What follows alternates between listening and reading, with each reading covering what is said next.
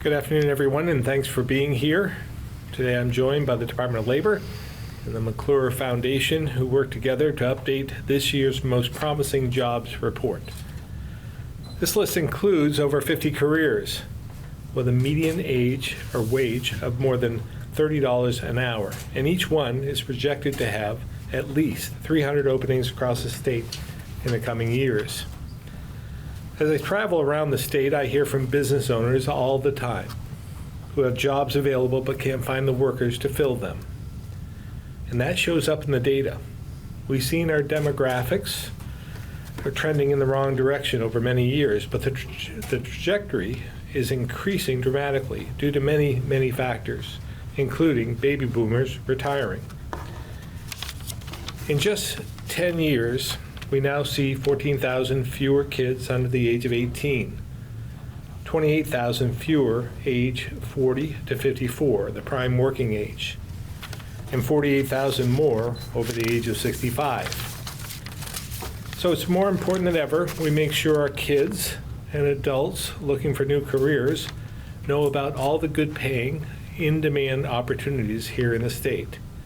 And there are a lot of them. As many of you know, I got my start in the trades and have spent many years advocating for CTE and encouraging kids to consider it.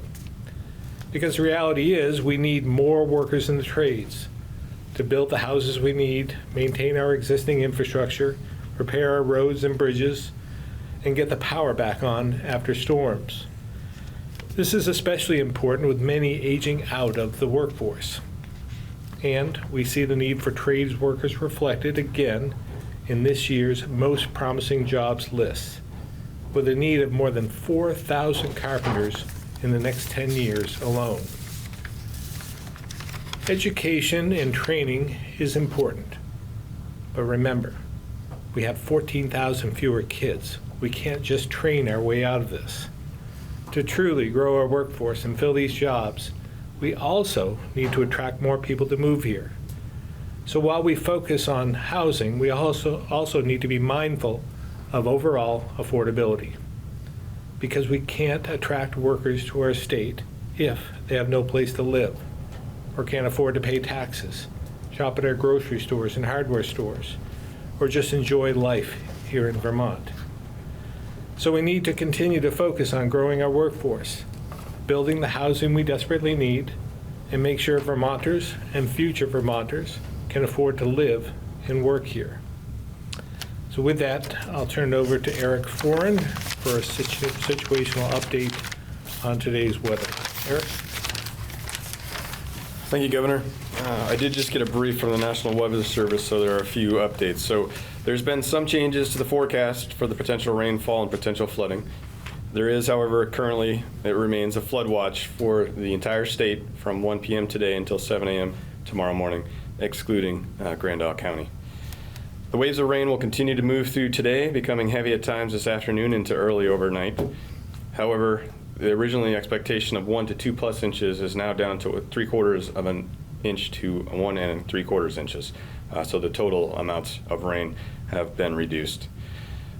The amount of snowpack has also been reduced to 1.5 inches and to 1/2 inch. So this will reduce the amount of water that mixes in with the rain to create any potential flooding through the rivers. And the rain will change back to snow this is midnight tonight at about the same time as the rivers will crest. There's 2 rivers that are forecast to reach a moderate flood stage. That's Otter Creek at Center Rutland and the Wallamanusick in Bennington. And there's 5 that are forecasted to reach minor flood stage, although 2 of them they're reevaluating. The Lamoille at Johnson and the Connecticut Wells River, with the reduced rainfall amounts, will not reach minor flood stage. But that still leaves the Mad River at Moortown to reach minor flood stage, and the Winooski at Waterbury and Essex Junction, and the Missisquoi at North Troy. So the Emergency Operations Center is at enhanced operations, meaning we're working closely with several state partners, including the National Weather Service, USAR Task Force 1's Building and General Services, Agency of Human Services, and Agency of Transportation, and the Vermont National Guard to maintain situational awareness of this incident and ensure that we are prepared to coordinate resources as needed. We have 13 Swiftwater rescue teams, our mutual aid teams around the state are on standby and ready to respond as necessary, and we have the 3 state Swiftwater teams standing by. We may locate one of those to central Vermont, and we're still evaluating the need for that. With the potential flooding this evening, even though it is reduced, we still encourage everyone to take time today to prepare a go kit, ensure you have plans should you need to evacuate, and stay alert to the latest weather updates. We also encourage Vermonters to sign up for Vermont Alerts, and you can do this by going to the Vermont Emergency Management website, which is vem.vermont.gov. Unless there are any questions, I will turn it over to Commissioner Harrington. When you were referencing snow melt Yes. inchage, that's the amount that's forecast, of snow that's forecast to end? So yesterday, National Weather Service went out, and this is sooner than they normally do it. They go out and measure the snowpack, and they can measure the amount of water that's in the snowpack. So when it melts, they know how much that water that turns into. So the snowpack was not as deep as they thought it was. So those numbers trended down, which makes the amount of water that comes out of the snow trend down too. Any active preparations underway on your part? We're always actively preparing, but we've been coordinating with other state agencies for the last 2 days, just making sure that things are in place if they need to be, making sure that we're aware of everything that's going on. But in general, it appears that this is much less than last December's storm, although the overall kind of process and what's happening is the same. The amount of water is much less, so we're not envisioning much beyond nuisance-type flooding at this point, but we are ready to respond if necessary. And is it fair to say that the risk of flooding has decreased alongside this new forecast that's calling for less precipitation? That is correct. So as of this morning, they reevaluate the elevations of the rivers each day around 11, and the new ones are the two that where the rivers came off from going to minor. So we're seeing some trending down of those as well. And we'll get new numbers later today. We also received some good news in terms of the reservoirs and dams. Right.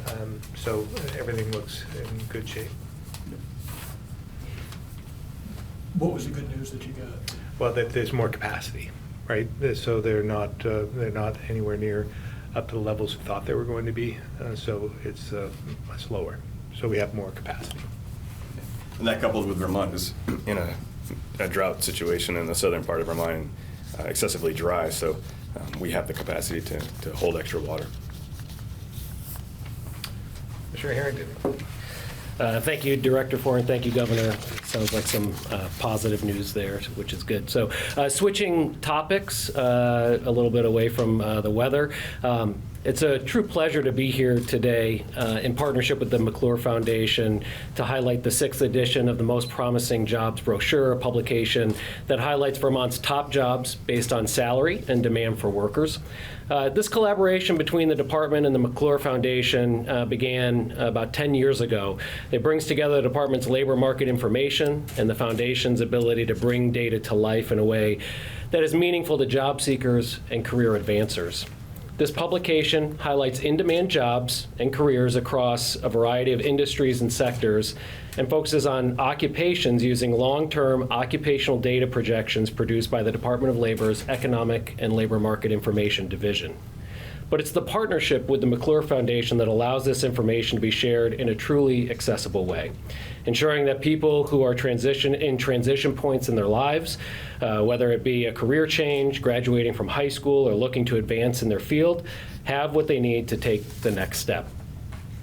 We all know that Vermont needs more workers. We hear it, see it every day, whether it's the coffee shop that can't maintain regular hours due to staffing shortages, or the manufacturing company that can't fill a second shift to meet production demands.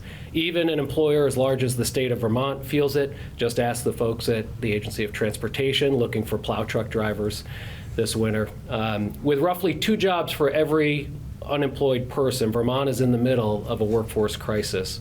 But as the governor has said repeatedly and has highlighted, in order to grow our labor force, we must prioritize affordability, housing, education, safety, and meaningful employment. And to make measurable gains in these areas, we need skilled workers in key occupations. That is where the Department of Labor comes in. Our team works every day to connect job seekers with hundreds of employers looking for skilled talent. And for those looking to learn a new trade craft, the department promotes a variety of work-based learning programs, like registered apprenticeships, where individuals can gain on-the-job experience while earning a wage and eventually a certificate or license, so that Vermonters of any age can obtain the dream job they've always wanted. But in order to make that important decision, Vermonters need to be able to explore what careers might be a good fit for them. They need to know the education and training needs to pursue a career in a specific field, or how they need to be able to learn and learn more about the career in a specific field. They also need to know what's a good fit for them, which is what makes the Most Promising Jobs initiative and this brochure that you see on the table in front of you so important. Today's event and this publication highlights how the state, through strategic partnership, can use data and information in creative ways to help people make meaningful and informed decisions. Vermont has a lot to offer when it comes to high-skilled job opportunities. So if you're looking to start a new career or explore a new career path, or if you're an employer looking for talent, let us know. We're here to help along that journey. Be sure to check out the Most Promising Jobs brochure. Check out the department online at labor.vermont.gov. I'd like to also specifically thank the McClure Foundation and the Community College of Vermont for their continued partnership in this endeavor. This has been an invaluable tool in our effort to strengthen and grow Vermont's workforce. With that, I'd like to turn it over to McClure Foundation Executive Director, Carolyn Weir. Carolyn? Thanks, Commissioner. Good afternoon. I'd like to thank Governor Scott and Commissioner Harrington for their commitment to supporting Vermonters' pursuit of these promising jobs and the education and training pathways that lead to them. As a 30-year affiliate of the Vermont Community Foundation, we at the McClure Foundation share that commitment to career pathways.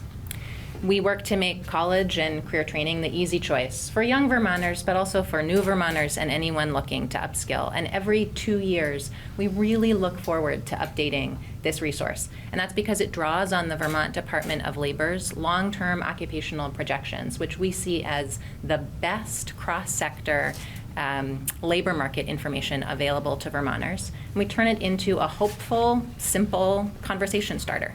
Building hope is a real through line of our work at the McClure Foundation, and I think young Vermonters need some beacons of hope right now.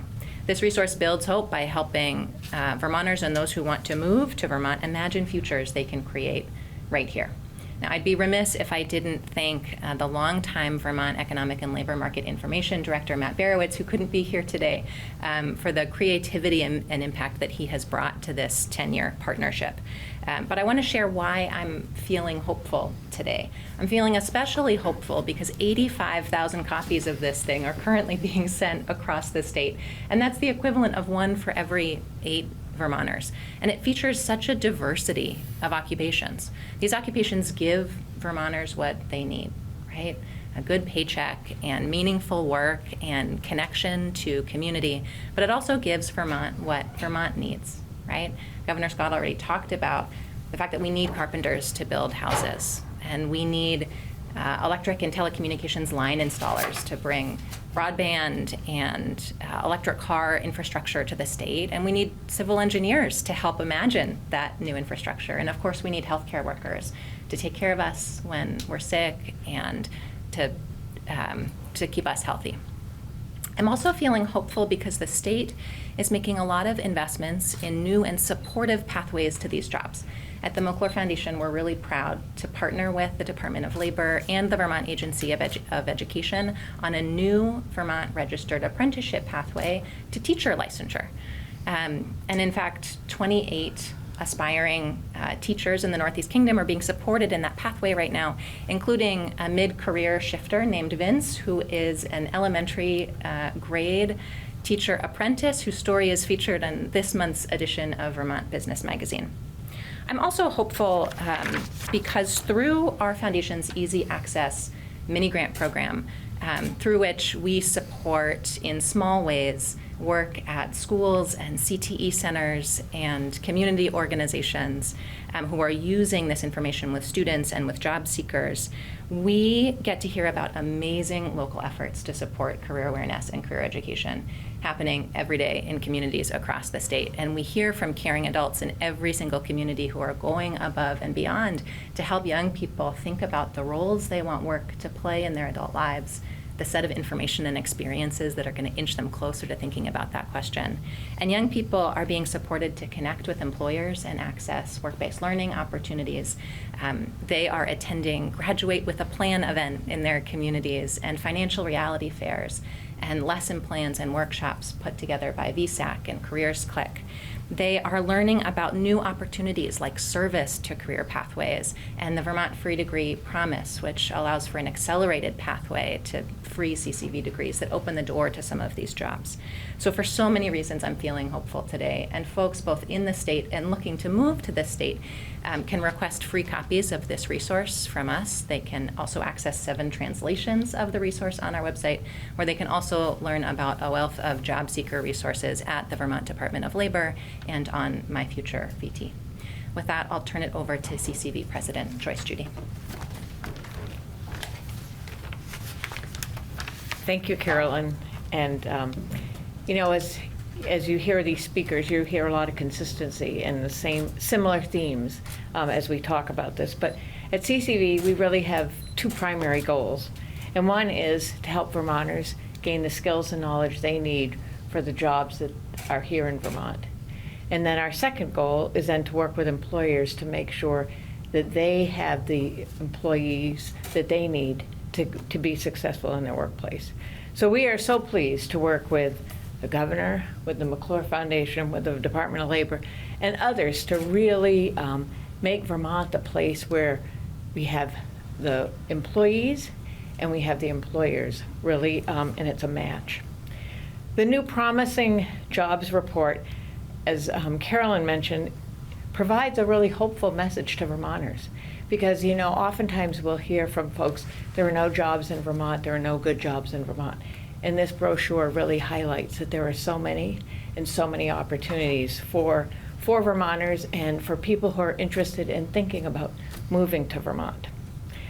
But the key to the success of these jobs is really investing in themselves and investing in education.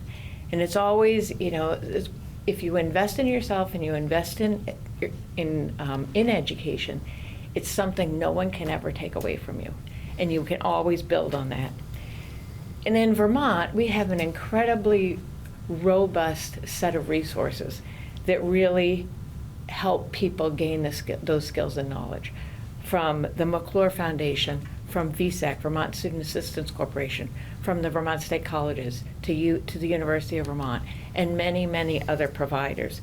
So there's a lot of opportunities for Vermonters to be able to advance their skills. And so my message to Vermonters today is you have options. You have a lot of options and you have a lot of opportunities. And as we think about the fields that are identified and the jobs that are identified in the Most Promising Jobs program, there are so many different ways to achieve those jobs. For example, there's the Earn and Learn program. And when I talk about Earn and Learn, that means being able to go to school and work at the same time. Because so many Vermonters can't give up their paycheck to return to school, but they can. There are so many more opportunities through apprenticeship, through just very traditional standard learn and earn options where people can work and continue their education. And we're seeing that very successfully done in advanced manufacturing because so many employers are so desperate in that particular field. Another pathway to do it is CCV offers a lot of certificate programs, which are very short and very compressed collection of courses that really help people get started in a particular field. You can then enter that as an employee, but also this is a way to transfer to other schools like the nursing program at Vermont State University. So we have a tremendous number of people who complete our allied health certificate and then transfer to Vermont State University just to complete their nursing courses. So when they transfer there, all they have to do is take their nursing specific courses. And as Carolyn mentioned, another option is the teacher licensure apprenticeship program. We have also really strong apprenticeship programs in Vermont, particularly with plumbing and electrical. And you're going to see more and more of those programs developed. But I would be remiss if I didn't say that I think one of the things that people often think about when they think about continuing education is they're worried about the cost. It can be perceived as a barrier, but I'm here to tell you that it's oftentimes much less expensive than you think, because there are so many opportunities that have been created, particularly in the last 5 to 7 years in Vermont. And you know, I want to give a shout out to both the governor and to the legislature for really stepping up to the plate in terms of thinking about affordability and helping people be able to afford to continue their education. VSAC's 802 Opportunity Program, which allows any Vermonter who they or their families earn less than $75,000 a year can attend CCV at no cost to them. That is huge. That's half of all Vermont families.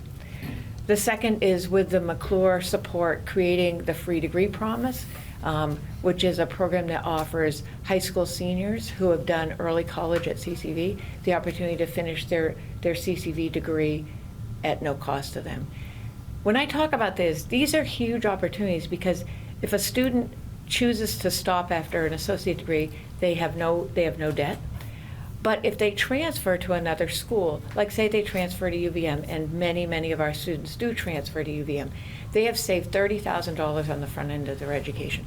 That is real money. And so there are lots of opportunities, and so if people are hesitant about continuing their education because, oh, I don't think I can afford it, I don't want to go into debt, I would say reach out because there are so many opportunities.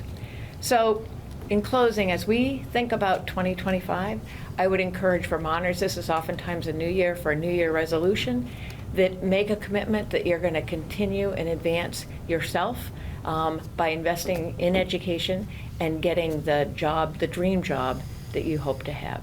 So with that, I will turn it back to the governor. Thank you, Joyce. I'll open up to questions at this time. Governor, and I think this might go for anybody on the stage here, but what kinds of opportunities are there for Vermonters over 65? I'm thinking in the Vermont Futures Project says in the last, I think 20 years, we used to have like 77,000 or so people over 65. Now it's somewhere in the neighborhood of like 40-ish thousand. Demographics, of course, skewing older. What opportunities are there in the workforce for older Vermonters or part-time? I would say almost anything in some respects, because there's an opportunity. We have many positions open. Obviously, it's up to them whether they want to come back into the workforce, but there's always opportunity. But recognizing, and again, respecting the fact that they want to retire too. So. And that's where the affordability piece comes in. We want to make sure that it's affordable for them to retire and stay here. But again, that's been difficult, to say the least, over the last few years for many on fixed incomes. Correct me if I'm wrong, but I think labor force participation rates among 25 to 64-year-olds are actually down over the 10 years that you've been doing this. And you talked about all the new programs that have come online, all the things you're doing that you're trying to get people in the labor force. So can you reconcile that disconnect? I don't know if it's the raw numbers, but there are fewer working age people in the state, so that would lead you to me, unless it's a percentage. I think labor force participation also, it's not just the absolute number of... I don't have that number. I don't know if you do. Yeah, I don't have the number off the top of my head. I would think, based on my knowledge, that it has stayed pretty consistent, give or take a 0.1% here or there. It also doesn't count people that are classified as institutionalized, so it also doesn't count certain folks that are in full-time educational roles as well. So I'd have to do a little more digging. If Matt was here, I think he'd know it off the top of his head for sure. Maybe we can get that for Peter. Yeah. These median wages, are that census data that you're getting that from? Yes, and we're seeing actually a big uptick in median wages, right? This is 2023 wage data aged to 2025, and this is the first time in the decade that we have produced this resource that we're seeing several jobs that pay 6 figures. And not all of those jobs require doctoral degrees or graduate degrees, right? There are a couple of jobs like dental hygienists that require an associate degree, right, and unlock the potential to earn 6 figures. As I understand it from our friends over at the Labor Market Information Division at the Department of Labor, as we assess the increase in wages over time, we're seeing relatively higher gains among the bottom quintiles too, which is encouraging. We like to see. And if I go to the website or I call the number and I say I want to be a financial services consultant or I want to be a family social worker, What happens next? If you call the number, you'll be linked to someone in our Workforce Development Division, and it may depend on where you live or what office is closest to where you live, but we'll sit down with you and we'll go through different options, whether it's educational options or different licensure or training options.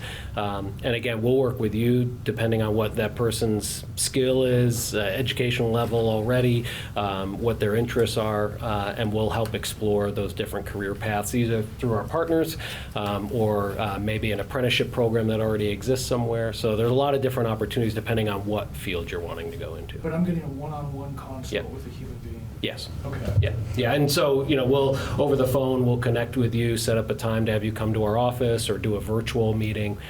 So it is one-to-one.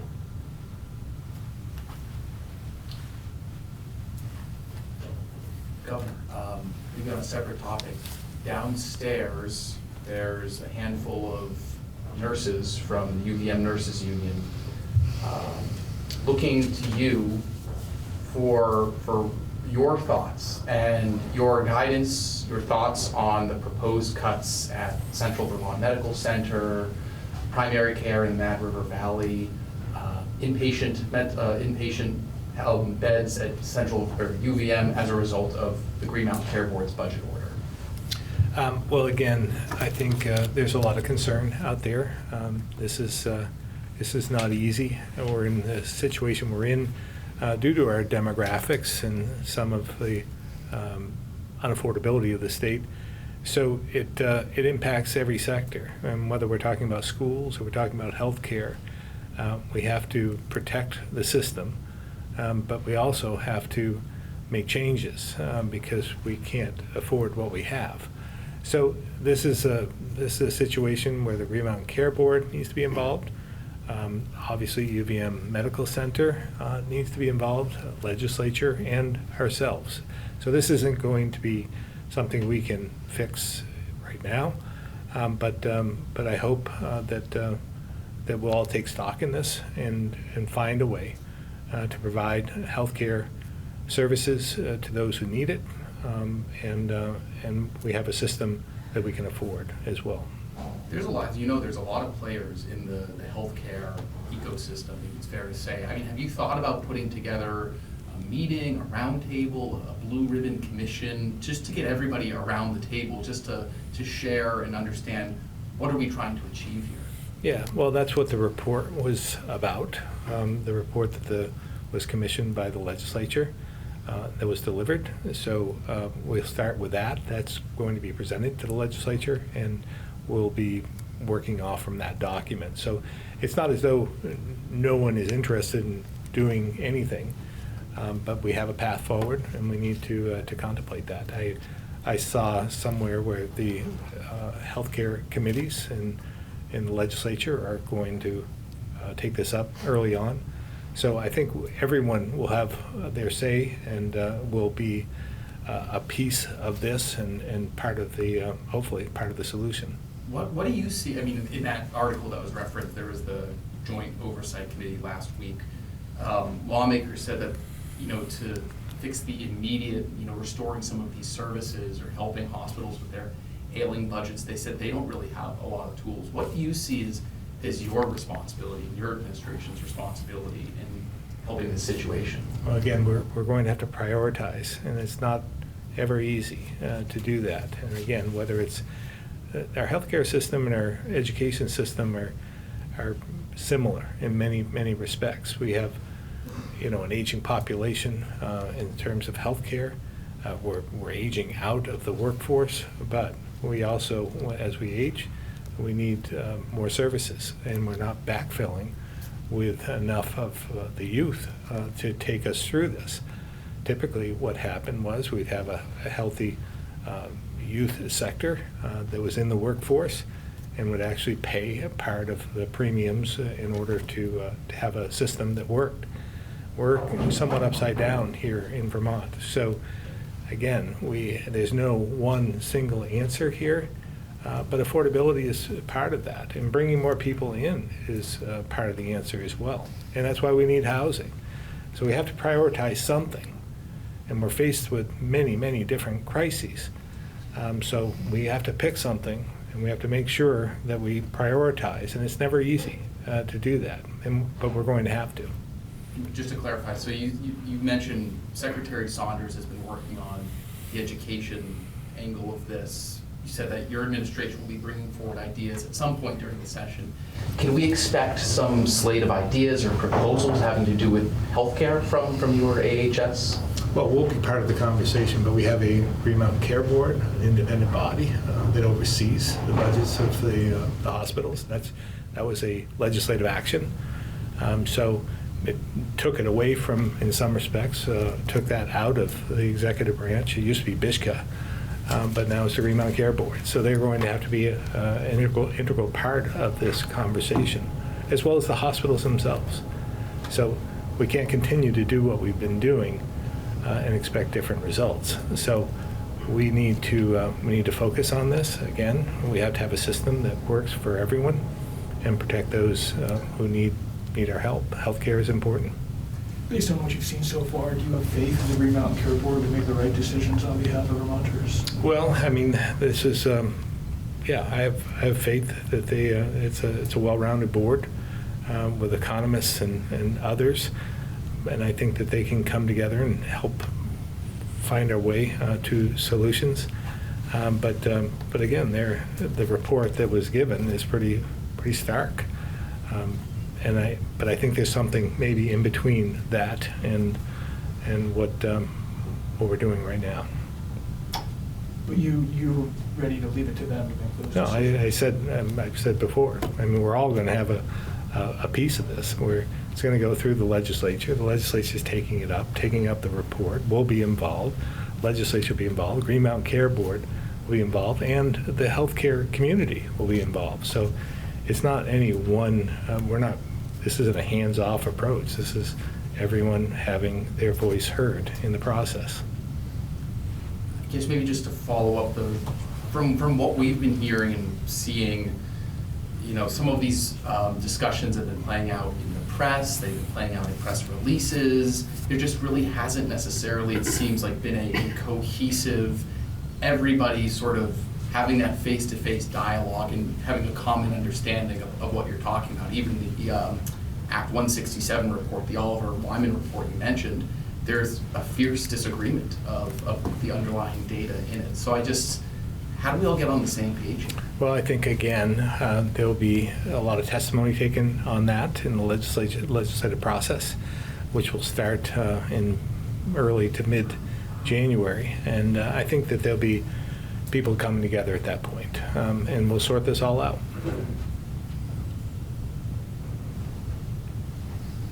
All right, we'll move to the phones. Keith Whitcomb, Rutland Herald.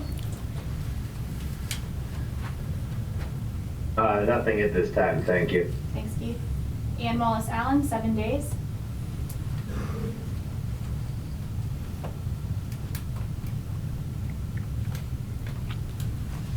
All right, we'll move on. Kevin Cullen, Boston Globe. Hello, Governor. I'm sorry I couldn't be there today. I just wanted to ask you, in the weeks that have passed since you suggested the state needed to hit the brakes on meeting its targets on carbon emission reduction because of the affordability concerns, have you received any feedback that would encourage you that environmentalists and legislators agree with you and that you guys can find a way to compromise in the upcoming session? Well, Kevin, as you probably know, I never thought that the target dates were realistic.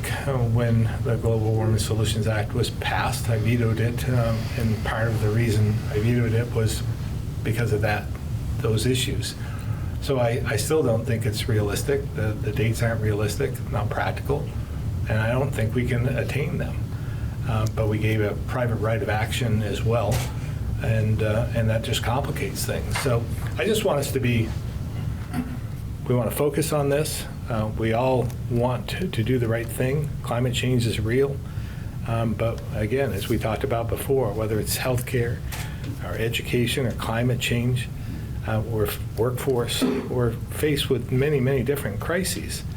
And we can't solve all of them at once. So we are forced to prioritize.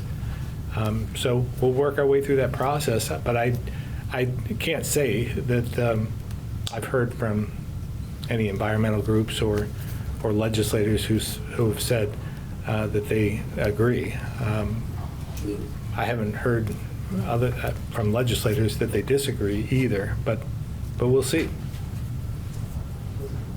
All right, thank you, Governor. Lisa, Waterbury Roundabout.